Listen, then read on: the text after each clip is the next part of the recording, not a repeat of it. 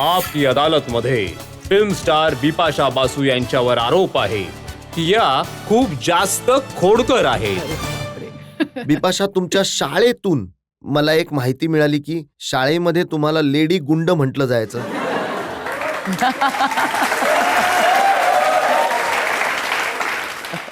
तुमच्यापेक्षाही मोठ्या मुलांची धुलाई करत हो. होतात तुम्ही. करत होते. आणि एकदा तर परीक्षा न देण्यासाठी तुम्ही ऍक्टिंग केली होती.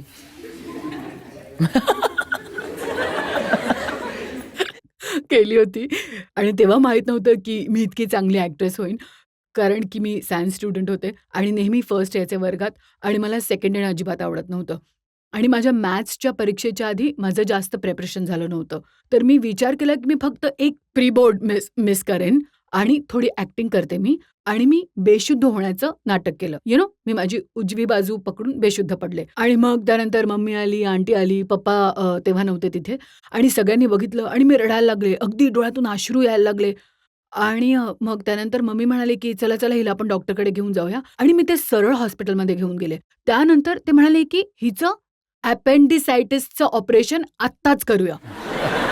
आणि मग त्यानंतर मी जोरजोरात ओरडायला लागले, की "नाही, मी नाही करणार कारण पप्पा नाहीये तिथे. तुम्ही सगळे नाही, नाही माझं पोट दुखत नाही आता. मला काही होत नाहीये. मला परीक्षा द्यायची आहे." त्यांनी माझं काहीच ऐकलं नाही आणि त्यांनी माझं ऑपरेशन केलं त्याच दिवशी.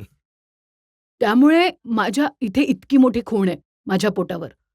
आणि ती खूण मला नेहमी आठवण करून देत राहते, की खोटं कधीच बोलू नकोस. इतकं एक हॉरिबल होतं.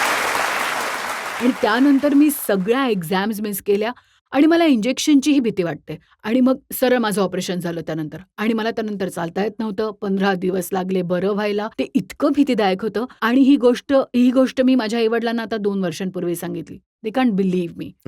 मी इतकं मोठं त्यांना खोटं समजले की किती मोठी ऍक्ट्रेस होती हो. लहानपणापासून. Solid actress. म्हणजे स्ट्रेट ऑपरेशनच. म्हणजे नक्कीच काहीतरी मोठी गोष्ट आहे. तुमच्या आईला तेव्हा शॉक लागला होता जेव्हा तुम्ही 15 वर्षांच्या होता आणि त्यांना सांगितलं होतं की माझा बॉयफ्रेंड आहे आणि मला लग्न करायचंय त्याच्याशी. मला आज ही गोष्ट मला आठवते फक्त कारण माझी आई खूप ड्रामॅटिक आहे. फिल्ममधल्या आयांसारखी. अगदी त्या असतात ना किरण खेर टाईपमधलं. माझी आई अगदी तशीच आहे. बंगाली स्टाईलमध्ये. तर मी शाळेमधून आले आणि म्हणाले, की "मम्मी माझं एका मुलावर प्रेम आहे." आणि माझी आई उभी राहिली आणि अगदी गादीवर पडून असं एकदम बेशुद्ध होण्याचं नाटक. आणि मी आईला म्हणाले, की "तू काहीच नाही बोलणार आहेस. मला 2 सलवार कुर्ते हवेत." कारण की मी नेहमी शॉर्ट्स घालायचे त्यावेळी. म्हणलं, "मला 2 सलवार कुर्ते शिवून दे." कारण की तो मारवाडी आहे आणि त्याच्या घरच्यांचं असं म्हणणं आहे, की मी सलवार कुर्ता घालावे. आणि आजपासून मी व्हेजिटेरियन आहे. आणि त्याआधी मी एकदम हार्डकोर नॉन व्हेजिटेरियन मुलगी. आणि मी अचानक सगळ्यांना सांगितलं, की मी आजपासून व्हेजिटेरियन होणार आहे आणि सलवार कुर्ता घालणार आहे. आणि मी फक्त याच्याशीच लग्न करणार. त्यामुळे माझ्या बिचाऱ्या आईकडे काही चॉईसच नव्हता. पण मला तिने सलवार कुर्ता शिवूनही दिला and so see I am very loving girl.